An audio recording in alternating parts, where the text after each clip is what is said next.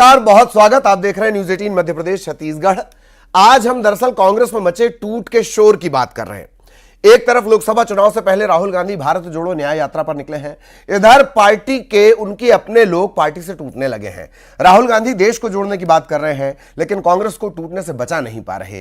राहुल गांधी न्याय की बात कर रहे हैं और उनके नेता कह रहे हैं कि पार्टी में उनके साथ अन्याय हुआ है, बीजेपी में शामिल हो रहे हैं। वो एक बार फिर कांग्रेस को झटका लगा है। इसके बाद वही सवाल खड़ा होता है कि लगातार लगते झटकों से कहीं कांग्रेस का मिशन 24 अटक ना जाए।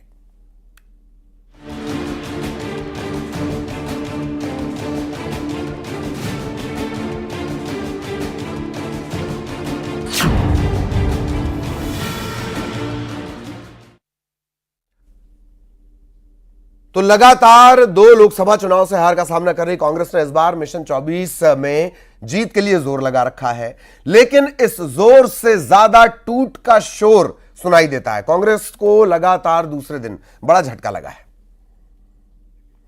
कभी कांग्रेस के प्रवक्ता और कमलनाथ के करीबी नेताओं में शुमार रहे अजय सिंह यादव ने बीजेपी का दामन थाम लिया। दिग्गज नेताओं की मौजूदगी के बीच अजय सिंह यादव ने बीजेपी की सदस्यता ले ली।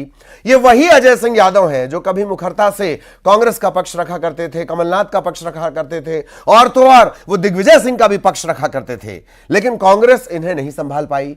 कई नेताओं की तरह ये भी कांग्रेस से अलग होकर बीजेपी में चले गए। बीजेपी में जाते हुए शब्द बाण छोड़ते हुए कांग्रेस को देशद्रोही बता दिया। अजय सिंह यादव के मुताबिक कांग्रेस ऐसी पार्टी है जिसने हमेशा पिछड़ा वर्ग की आंखों में धूल झोंकी है, जिसके साथ देश का भविष्य नहीं है। अब बैकफुट पर आई कांग्रेस इसे मौका परस्त सियासत बता रही है।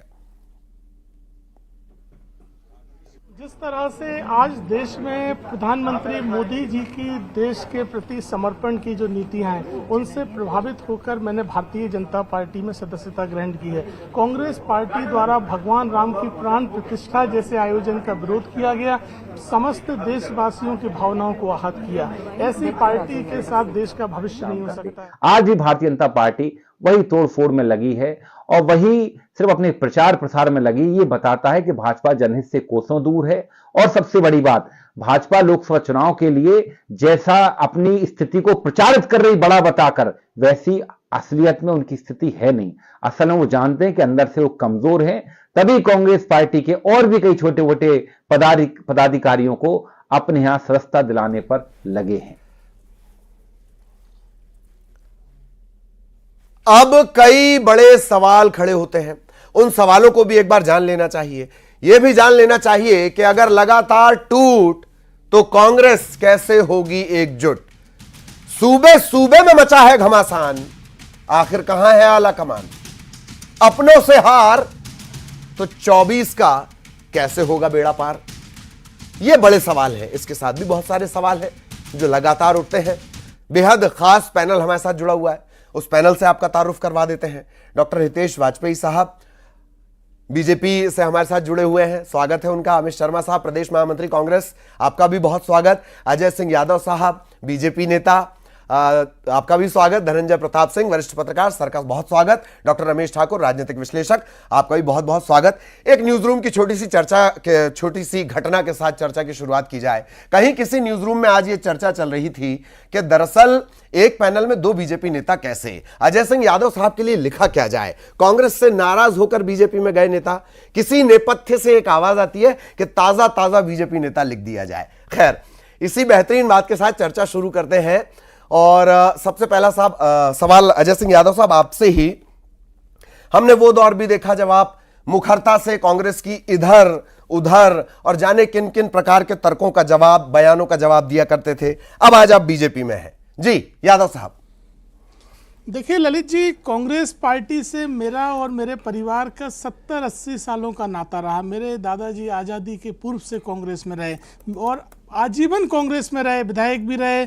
मैंने स्वयं 15-20 साल कांग्रेस पार्टी की सेवा करी। लेकिन कांग्रेस पार्टी आज जिस रास्ते पे चल रहे हैं, वो रास्ता किसी भी तरह से जनहितैषी नहीं हो सकता, जन भावनाओं के खिलाफ चल रहे हैं। मैंने 15 अक्टूबर को कांग्रेस पार्टी में सभी पदों से इस्तीफा दिया था और उसके बाद मैंने ये निर्णय ले लिया था कि कांग्रेस पार्टी की नीति के साथ हम कभी देश और समाज का भला नहीं कर सकते हैं। राजनीति में आने के उद्देश्य पूरे नहीं होते होते हैं। आज जब हम देखते हैं तो राम जन्मभूमि के प्राण प्रतिष्ठा जैसे आयोजन का विरोध करने वाली पार्टी क्या जनभावनाओं के साथ खड़ी है। दूसरी तरफ मोदी जी ने जिस तरह से देश के सपने पूरे किए, आम जन के लिए काम किया। और एक और महत्वपूर्ण बात जो मेरे इस्तीफे में भी शामिल थी कि पिछड़े वर्गों, दलित, आदिवासियों को कांग्रेस पार्टी धोखा दे रही है। मध्य प्रदेश में 4 पिछड़े वर्ग के मुख्यमंत्री भारतीय जनता पार्टी ने दिए, कांग्रेस ने कभी किसी को नहीं बनने दिया। शिव भानु सोलंकी और सुभाष यादव जैसे नेताओं को वादा करके भी मुख्यमंत्री पद नहीं दिया, जबकि 93 में मैनिफेस्टो में कांग्रेस के था। इसलिए जब मैंने निर्णय लिया तो आज मुझे लगता है कि जन भावनाओं के साथ, केवल भारतीय जनता पार्टी के साथ ही जनता की सेवा की जा सकती है। जन भावनाओं के साथ ही सेवा की जा सकती है। एक और ऊर्जावान प्रवक्ता डॉक्टर वाजपेयी साहब हमारे साथ जुड़े हुए हैं।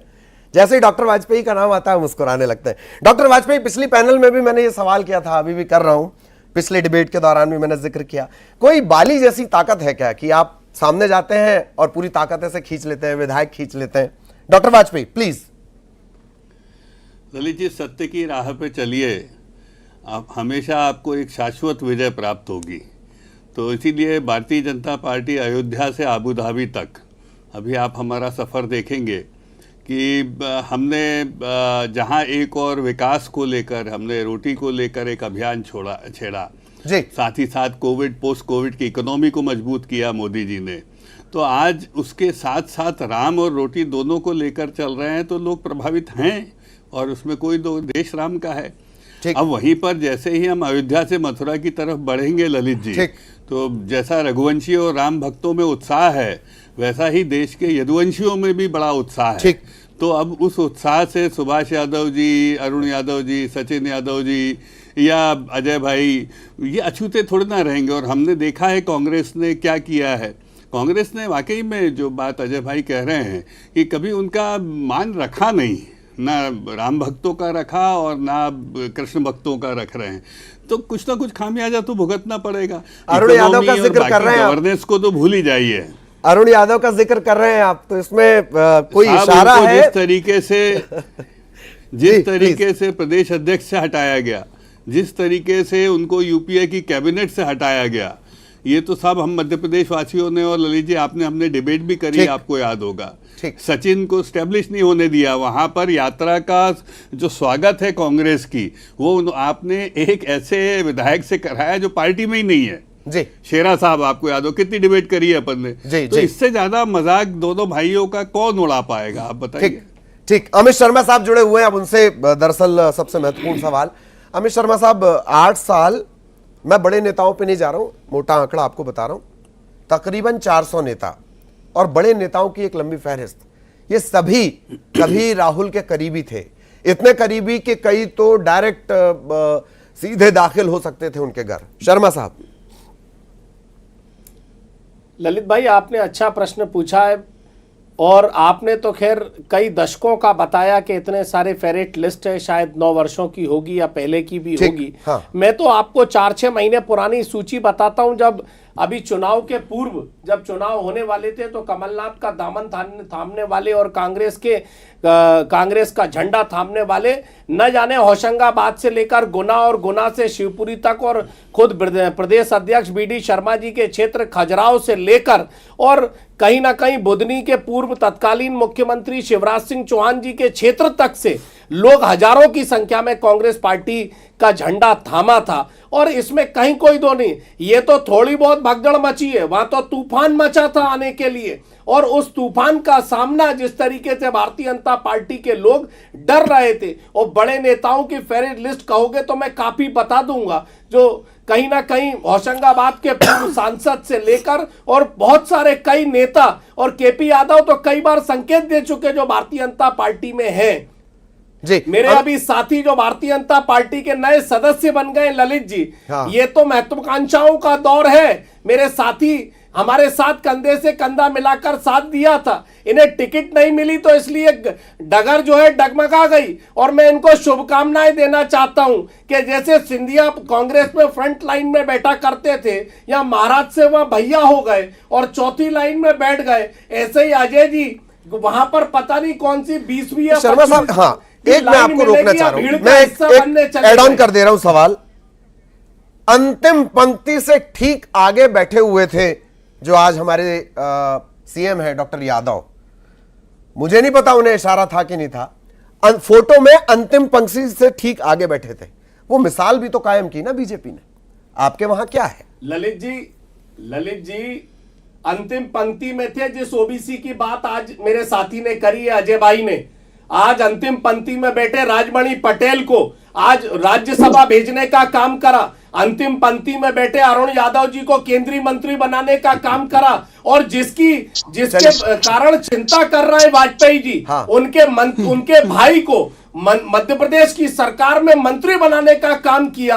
और न जाने कितनी लोकसभा और विधानसभा अरुण यादव जी को लड़ाने का काम किया है कांग्रेस ने। एक फेवरेट लिस्ट है। हाँ, मेरे साथी मुस्कुरा रहे हैं। आगे इनकी मुस्कुराहट जैसे सलूजा जी की बंद हो गई। अरे सब मुस्कुराए भाई, सब मुस्कुराए। रुक जाइए। देखिए अजय सिंह यादव साहब, बहुत क्विक रिएक्शन, फिर बड़े मेहमान हमारे साथ बचे हुए हैं। ललित जी, अमित शर्मा जी ने राजमणि पटेल जी का जिक्र किया। मैं आपके चैनल पे दावे से कह रहा हूं, राजमणि पटेल जी को राज्यसभा का सदस्य बना के 100 पीस बनाया और विधानसभा में उनके कहने से एक टिकट नहीं दिया गया पूरे मध्य प्रदेश में। आज कह दें और दिग्विजय सिंह जैसे नेता सैकड़ों टिकट ले गए, क्योंकि वो पिछले वर्ग के नेता थे, इसलिए उनकी उपेक्षा की गई। चलिए आपने अरे दो बेहद खास मेहमान बन जाएंगे राजमणि पटेल, तो उन्हें आप बहुत 100 पीस नहीं, दो खास मेहमान उनके पास चल रहा होगा। डॉक्टर रमेश ठाकुर, राजनीतिक विश्लेषक, धनंजय प्रताप सिंह, वरिष्ठ पत्रकार, वो भी हमारे साथ बने हुए हैं, उनके पूरे सम्मान के साथ। धनंजय सर, सवाल मेरा अगला आपसे कि हालांकि आमतौर पर यह होता है, चुनाव से पहले हृदय परिवर्तन के सिलसिले अभी बढ़े हैं, भाजपा से कांग्रेस, कांग्रेस से भाजपा, दूसरी पार्टियों में भी कार्यकर्ताओं के मनोबल पर, खासतौर पर कांग्रेस के कार्यकर्ताओं के मनोबल पर धनंजय सर, ये तमाम घटनाएं क्या असर डालेंगी, जबकि 24 के चुनाव सिर पर हैं? जी देखो ललित, अभी मैं हमारे साथी अमित शर्मा जी की बात सुन रहा था, तो अमित शर्मा जी ने बहुत अच्छी बात बोली थी कि विधानसभा चुनाव से पहले हजारों की तादाद में कार्यकर्ता कांग्रेस की तरफ जा रहे थे। और ये बात भी सही थी। हाँ। कि कांग्रेस ने ऐसा नैरेटिव सेट किया था उस समय कि कांग्रेस की सरकार मध्य प्रदेश में बन रही है और कांग्रेस में शामिल होने वालों का तांता लग गया था। लेकिन फिलहाल मुझे ऐसा लगता है कि अभी जो दौर चल रहा है कांग्रेस में, कांग्रेस से पार्टी छोड़ने वालों का, वो कहीं ना कहीं एक हतोत्साहित होकर के कांग्रेस से जा रहे हैं, मुझे ऐसा प्रतीत होता है। हाँ, हाँ। अब देखिए, कल वो अशोकनगर की जो भाई साहब यादव, अशोक यादव से लेकर के कल खजुराहो के भी बहुत सारे लोग कांग्रेस छोड़ करके बीजेपी में शामिल हुए। ठीक। आज अजय यादव जो 24 घंटे मतलब कांग्रेस के लिए जी जान से जुटे रहते थे, मुझे अच्छे से याद है, मतलब मीडिया से लेकर के, प्रिंट मीडिया से लेकर इलेक्ट्रॉनिक मीडिया तक के कांग्रेस की के पक्ष में बहस किया करते थे। आज वो बीजेपी, कांग्रेस का साथ छोड़ करके बीजेपी में आ गए हैं। जी जी। और इससे बढ़कर के तो ललित जी बात ये चल रही है कि राहुल गांधी की यात्रा जब मध्य प्रदेश में आएगी तो कांग्रेस का एक बड़ा नेता भी भाजपा में शामिल हो सकता है। जी जी जी। तो कहीं ना कहीं ये देखिए कि जो हम विधानसभा चुनाव से पहले देखेंगे कि जब कपड़े फाड़ने वाली राजनीति शुरू हुई थी दिग्विजय सिंह और कमलनाथ के बीच में, वो अब तक के चली आ रही है। और उसी का क्रम है कि कांग्रेस कार्यकर्ता जो है अब वो आत्मविश्वास की कमी महसूस कर रहा है। और चलिए, हाँ, अपने रास्ते मैं आ रहा हूं सर आपके पास। डॉक्टर रमेश ठाकुर लगातार बने हुए हैं, आप राजनीतिक विश्लेषक हैं, बहुत बारीक चीजों, बहुत बारीकी से राजनीति को समझ रहे हैं। डॉक्टर ठाकुर, सवाल मेरा आपसे यही है कि जिस तरह की स्थितियां हैं कांग्रेस के लिए, वो एक कॉन्फिडेंस, वो एक नैरेटिव जो 2023 के विधानसभा चुनाव से पहले नजर आ रहा था, और अब जो परिस्थितियां बन रही हैं, इसके बाद 24 का चुनाव सिर पर। जी ठाकुर साहब। देखिए ललित जी, क्या होता है, राजनीतिक जो प्रपार्टी है ना, पूरी तरीके से बदल चुकी है। शाम को क्या होता है, सुबह क्या होता है, रात में क्या होता है, कुछ भी नहीं पता चलता है। ये राजनीति भारतीय जनता पार्टी ने आके पूरी तरीके से बदल दी है। और जो एक नेता नरेंद्र मोदी जिनका कहा जाता है, तो उन्होंने पूरी चीजें बदल दी हैं। अब क्या है भी, धनंजय जी ने एक बात बहुत अच्छी कही कि पिछले चुनाव में कांग्रेस के कई जो नेता थे वो शिफ्ट कर रहे थे, कांग्रेस की तरफ आ रहे थे। लेकिन अब जो चीजें लग रही हैं कि राजनीति में खुल्लम खुल्ला अवसरवादिता की जो चीजें हैं वो एकदम सामने आ गई हैं, और होना भी चाहिए। अब एक नेता होता है, चाहे ब्लॉक स्तर का हो, पन्ना प्रमुख हो, या कोई भी हो, पूरा अपना जीवन खपा देता है राजनीति में। जो उनकी इच्छाएं होती है, आकांक्षाएं होती है, मिल नहीं पाती हैं। इस लिहाज से अगर देखें, कांग्रेस पार्टी आज भी एक स्टैंडर्ड की मानी जाती है, वीआईपी पार्टी मानी जाती है। उनमें चुनाव चाहे सीएम का हो चाहे पंचायत का हो, बड़ा तोल मोल के किया जाता है। जैसे भी आपने अपने इंट्रो में भी कहा कि जब मोहन यादव जी का चुनाव हो रहा था, दूसरी लाइन में बैठे हुए थे, उनको भी नहीं पता था कि मुझे सीएम बना दिया जाएगा, उनको सीएम बनाया गया। ये चीजें बदली हैं भारतीय जनता पार्टी में। इसलिए दूसरे दलों के नेताओं को और उनके कार्यकर्ताओं को लगता है कि क्यों ना हम भारतीय जनता पार्टी में जाए, जो हमारी इच्छा है, जो हम समाज सेवा करना चाहते हैं, जिस पद प्रतिष्ठा के हिसाब से वो हमें मिल जाए। ये चीजें यहाँ पे बदली हैं। और सबसे बड़ी बात ये है कि भारतीय जनता पार्टी देखो, चाहे चुनाव हो या ना हो, वो हमेशा चुनावी मोड में रहती हैं। और आज की डेट में क्या है, पूरे भारत में अगर देखो तो एक क्या हो गया, जात प्रथा में पूरी तरीके से फिर राजनीति जकड़ चुकी है। हाँ। एक जात समुदाय वाले कहते हैं कि भाई हमारा हिस्सा मिलना चाहिए, और जब उनका नेता बड़े पद पे कहीं आके बैठा हुआ है, कोई सोच नहीं सकता था कि मध्य प्रदेश में यादव भी कोई आके सीएम बन जाएगा। अब यादव जब समुदाय से अगर कोई व्यक्ति बनता है तो दूसरे जो समुदाय है यादव लोग, उनको क्यों ना भाई वो लगे कि हमारा व्यक्ति आया है, हमारे लिए रिप्रेजेंट कर रहा है, कि हो सकता है हमारे बारे में सोचो।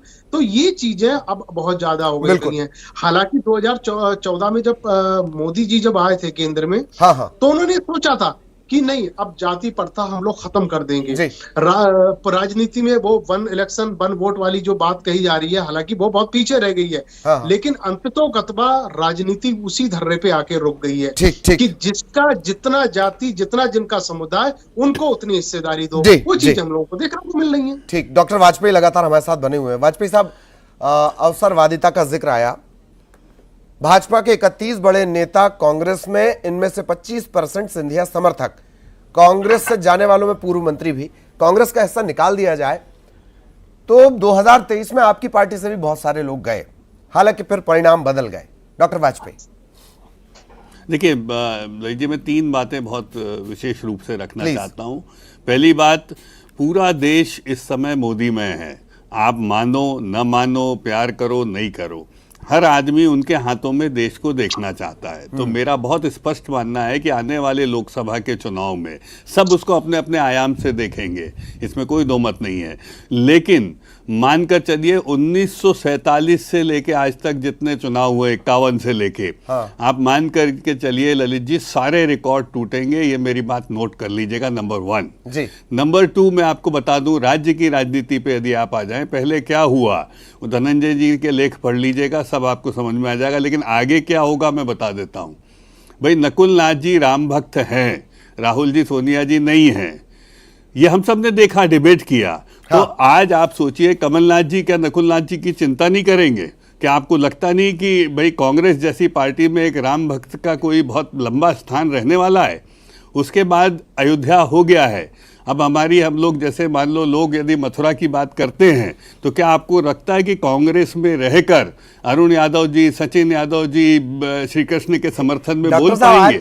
नहीं बोल पाएंगे साहब। डॉक्टर साहब, आज की डिबेट को रोक के मतलब वो बनाकर रख लिए, रिकॉर्ड बना के रख लेते हैं। मुझे लगता है राम भक्त की शिफ्टिंग तो नहीं हो रही है। अच्छा, एक बात बता दीजिए सर, एक सीट है कांग्रेस के पास, वहां सत्ता बदल रही है कि समीकरण बदल रहा है 24 में? डॉक्टर वाजपेयी, हम तो 29 लेकर आने वाले हैं और आप इसको होते हुए देखेंगे। और इसमें मानकर चलिए कि श्री राम के भक्तों का एक बहुत महत्वपूर्ण योगदान रहने वाला है। हनुमान के भक्तों का ईश्वर करे कमलनाथ जी, भाई हनुमान जी तो स्वयं राम जी के भक्त हैं। तो आप तो सोचिए, वो तो पूरी सेना आएगी निकल के हमारे साथ। और साथ साथ फिर आप समझिए, श्री कृष्ण के भक्त, यदुवंशी समाज तो रह ही नहीं सकता कांग्रेस के साथ। साहब, मैं तो आपको लिख के दे दूं, मैं क्या जवाब देंगे राहुल गांधी, उसको बताओ आप। कोई जवाब ही नहीं है मथुरा का आज तक उनके पास। ठीक, अमित शर्मा साहब, अमित जी कुछ कहना चाह रहे हैं? प्लीज अमित जी, आपका कमेंट, फिर मैं सवाल करूंगा। ललित जी, सबसे पहली बात कि कांग्रेस ने सन 1977 का भी वो दिन देखा है, और उत्साहित, मेरे ख्याल से वाजपेयी जी अति उत्साहित दिखाई दे रहा है। उत्साहित होना ठीक है, लेकिन मैं याद दिला लूं, इस उत्साह में 2009 का भी परिणाम मध्य प्रदेश में, जब ये 29 की 29 जीतने का लक्ष्य रखना चाह रहे थे, जब 12 सीटें कांग्रेस पार्टी ने जीती थी। अजय भाई ज्यादा बेहतर तरीके से बता देंगे। और अब खासकर जितनी उत्साह तरीके में अब ये राम के नाम पर, राम की प्राण प्रतिष्ठा हो गई है, लेकिन रामराज लाने की जहां बात आएगी तो वोटर जब वोट देगा तो उसको बेरोजगारी दिखाई देगी, महिलाओं पर अत्याचार दिखाई देंगे और मुद्रा का जितना गिरावट नीचे देश के अंदर हो रहा है वो दिखाई देगा। और तमाम जो किसान आत्महत्या की ओर बढ़ रहा है, किसान का धंधा जो दुगने की बात केंद्र की सरकार ने की थी, और केंद्र की सरकार ने 2019 में जो मैनिफेस्टो पे बात करी थी, आज उस पर एक भी भारतीय जनता पार्टी का प्रवक्ता बात नहीं कर रहा है, सिर्फ राम की बात कर रहे हैं। और हम उस राम राज की बात कर रहे हैं कि जो राम राज अगर राम के आने के बाद होना चाहिए, वो महंगाई कम होनी चाहिए, लोगों को अपना सम्मान मिलना चाहिए। शर्मा साहब, जब न्योता दिया गया तब एक बात निकलकर सामने आई कि ये न्योता आपके लिए गले की फांस बनेगा, ऐसा राजनीतिक विश्लेषकों ने लिखा।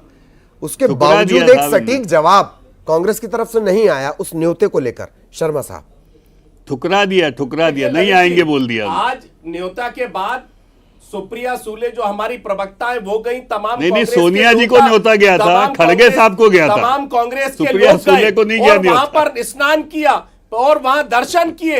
आज ये मैनेजमेंट कंपनी का हिस्सा बनने के कारण जो आप दिखाने की कोशिश ये कर रहे हैं, चलो बताने उसके की, बाद चले तो जाओ। मैं कहना चाहता हूं कि मंदिर का शिखर भी लगेगा और धर्माचार्य पे क्या कहेंगे। आज ये सोनिया जी कब जाएंगी अमित की जी? बात करी, अमित मैं भी जी, एक राम भक्त हूं, सोनिया जी कब मर्यादा देश के सम्मान में वहां पुरुषोत्तम राम का जाएंगी? मंदिर बना है, मुझे भी खुशी है और देश में प्रत्येक नागरिक को खुशी है ललित जी। लेकिन जो राम राज की बात है वो राम राज में महंगाई कम हो, महिलाओं पर अत्याचार कम हो, देश में नौजवानों को रोजगार मिले, देश की मुद्रा बढ़े, इन बातों का कौन जवाब देगा? इससे जो राम के पीछे 25 करोड़ लोग गरीबी से ऊपर आए हैं। ठीक, ये आपको राम राज्य नहीं दिखाई देगा। ललित भाई, ठीक। आप धनंजय जी आपके पास मैं आना चाह रहा हूं। राम की समझ है ना राम राज्य की। ठीक, धनंजय जी आपके पास आना चाह रहा हूं। तमाम मुद्दे बिखरे पड़े हैं, कांग्रेस के प्रवक्ता इसी तरह से जिक्र करते हैं, पब्लिक के बीच वो मुद्दे क्या प्रोजेक्ट नहीं हो पाते? जैसे एक मुद्दा आया जातिगत जनगणना का, उसका क्या प्रोजेक्शन खराब था या फिर इंप्लीमेंटेशन खराब था या फिर वो रणनीति गलत थी? धनंजय सर। देखो ललित, दरअसल ऐसा नहीं है कि कांग्रेस के पास मुद्दे नहीं होते हैं, मुद्दे कांग्रेस के पास भी होते हैं, लेकिन मुद्दे दरअसल कांग्रेस जो है ना जन भावनाओं को समझ नहीं पाती है, जनता की नब्ज को पकड़ नहीं पाती है। आप देखिए पूरा देश जब राममय था, भगवान राम की प्राण प्रतिष्ठा अयोध्या में होने जा रही थी, तो कांग्रेस ने उनका आमंत्रण को ठुकरा करके जो संदेश दिया, क्या वो जनभावनाओं के अनुकूल था? तो जब भी आप जनभावनाओं के विपरीत जाकर कोई फैसला लोगे तो आप कैसे उम्मीद कर सकते हो कि जनता उसको स्वीकार करेगी? जब राम मंदिर का मसला चल रहा है तब आप महंगाई की बात करोगे। तो कांग्रेस को भी ऊपर से नीचे तक के समझना पड़ेगा कि जनता क्या चाहती है। ठीक। आप वक्त की थोड़ी कमी है, डॉक्टर ठाकुर के पास भी मुझे जाना है, मैं आपको रोक रहा हूं। करोगे तो कौन हिंदू है जो कांग्रेस को स्वीकार करेगा? आप मुझे बताइए। जी, मैं ठाकुर सर आपके पास आना चाह रहा हूं। एक बात मैंने पूछी थी अभी, जो इशारा किया है ललित। हाँ, बोलिए धनंजय सर, शॉर्ट में प्लीज। डॉक्टर हितेश वाजपेयी ने जो इशारा किया है उसको समझना चाहिए कि राम भक्त नकुल नाथ और अरुण यादव पर भाजपा कहीं ना कहीं होमवर्क करती दिखाई दे रही है, ये खुद स्वीकार कर रहे हैं डॉक्टर हितेश वाजपेयी। जी, बहुत बड़ी बात बोली है चैनल पर। नहीं, जब भी आप नहीं डॉक्टर वाजपेयी, जब भी आपने ऐसे हाथ हिला के कहा ना हम कोई होमवर्क नहीं कर रहे हैं, बड़ी मात्रा में हृदय परिवर्तन हो जाता है। ठीक, मैं आ रहा हूं। डॉक्टर ठाकुर, मैं आपके पास आना चाह रहा हूं। यही सवाल मैंने दरअसल पूछा भी था, अमित जी से भी पूछा था कि मुद्दों की भीड़ में क्या प्रोजेक्शन की गलती हो जाती है, और प्रोजेक्शन के साथ साथ बार बार ये बात आती है कि कांग्रेस इंप्लीमेंट नहीं कर पाती है। यह मामला भी तय था कि जब न्योता दिया गया ये आगे जाकर बड़ा मसला बनेगा, क्या इसे डील नहीं किया पार्टी ने ठीक से? ठाकुर सर। देखिए ललित जी, वो कहते हैं ना कुछ तो मजबूरियां रही होंगी, हर कोई यूं बेवफा नहीं होता जी। देखिए कांग्रेस मुद्दे को अच्छी तरीके से उठाती है, प्रोजेक्ट भी करने की कोशिश करती है, लेकिन बात वही आ जाती है कि वो मीडिया के ऊपर आरोप लग गया, मीडिया तवज्जो नहीं दे रही है। आप पिछली न्याय यात्रा की अगर बात करें, राहुल गांधी की बहुत अच्छा उनको कवरेज मिला था, लेकिन इस बार नहीं मिल पा रहा। जब मिलने की कोशिश होती है तो भारतीय जनता पार्टी, उनकी आईटी सेल कोई ऐसे सपूके छोड़ देती है, ऐसे मुद्दे उठा देती है, तो उनकी जो यात्रा या उनका जो कवरेज है वो दब जाती है। कमोबेश कांग्रेस की किस्मत के साथ में ऐसे ही हो रहा है। अब जिस तरीके से निमंत्रण आपको मिला है। देखो ये भारत है, यहाँ पे धर्म राजनीति होती है, धर्म को लेके सब चीजें आगे बढ़ती हैं, धर्म को आप पीछे नहीं छोड़ सकते हो, ये भी बात आपको माननी पड़ेगी। जब आपको निमंत्रण मिला था तो आपको जाना चाहिए था, अगर नहीं गए तो उसको भारतीय जनता पार्टी ने एक मुद्दा बना लिया, और मुद्दा बनाना भी चाहिए। देखिए यहाँ पे होती क्या चीज है, जब कांग्रेस जब इतने बड़े मुद्दे को छोड़ के चलेगी तो जाहिर सी बात है आपको चुनाव में इस तरीके से हताशा होगी, वोट आपको नहीं मिल पाएंगे। तो वहां पे इनका जो कांग्रेस का जो बड़ा थिंक टैंकर था, मुझे लग रहा कहीं ना कहीं गच्चा खा गया, और कमोबेश अभी आगे भी ऐसा ही हो रहा है। जिस तरीके से नकुल नाथ की बात कही जा रही है, ऐसे कई ऐसे नेता हैं जो मुझे लग रहा है इस बार 24 के चुनाव का जब तक बिगुल बजेगा ये सारे शिफ्ट हो जाएंगे भारतीय जनता पार्टी। मतलब ये बड़े हैरत की बात है ठाकुर सर कि बाकायदा एक अभियान चलाया जा रहा है, ज्वाइनिंग अभियान चलाने की स्थिति अगर आ रही है, मतलब क्या क्या स्थितियां। बहरहाल बहुत अच्छी पैनल मेरे साथ रही। नहीं सर, मैं आपको रोक रहा हूँ, वक्त की कमी है, प्लीज आप समझिए। बहुत बहुत धन्यवाद आप सभी का हमारे साथ जुड़ने के लिए। डॉक्टर वाजपेयी की क्लिप हमने संभाल कर रख ली है, और जिस तरह की बातें कही जा रही हैं, देखिए राजनीति में जिस आक्रामकता को सेट किया है बीजेपी ने, क्या वाकई कांग्रेस उस आक्रामकता के साथ अभी भी मैदान में है? इस तरह के तमाम बड़े सवाल और जिस तरह के इशारे मिल रहे हैं, कोई किसी को बांध कर नहीं रख सकता, एक राजनेता ने अभी अभी कहा है, तो उसके क्या मायने हैं? इस पर भी हो सकता है कभी इसी तरह प्राइम डिबेट यानी मध्य प्रदेश की महाडिबेट में हमारी मुलाकात हो। फिलहाल दर्शकों का भी बहुत बहुत धन्यवाद। नमस्कार।